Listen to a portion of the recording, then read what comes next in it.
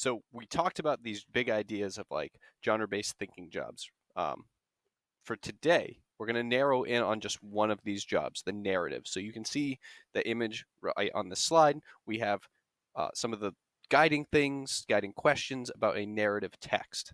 So for instance, if we look at the left side of this, it'll say during reading annotations. So the goal here is once you've identified that, yes, I'm reading a narrative, it is a story, it has characters, they're talking to each other, it could be real or fake, it doesn't matter. The goal is to like entertain, not tell me something. Now we need to think, well, what annotations should I make to make sure I understand what the story's point is? And that's where these during reading annotations note come in. So for instance, who are the characters?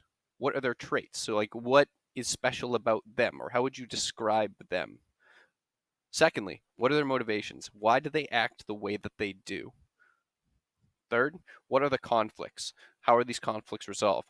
And when we say conflict, it doesn't mean to be or need to be some kind of like big fight or anything. A conflict is just anything that presents a problem for a character. So it could be something as simple as a character is in school and they are late for class. That is a conflict in a story, right? There is something that is now a problem.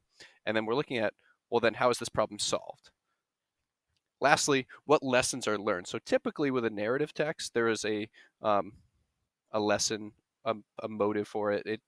Some people don't just write for no reason. Sometimes there's usually some kind of goal.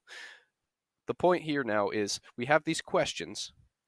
We can take these for any text, and if I just say annotate, you now have ways to think and questions to ask yourself so that when you're making notes, it is serving a purpose that you can understand exactly what it is that you're reading about. You'll have an opportunity to practice this with our text today, which is another text by Gary Soto. I'm not going to give away too much because you're going to hear the explanation on a later slide.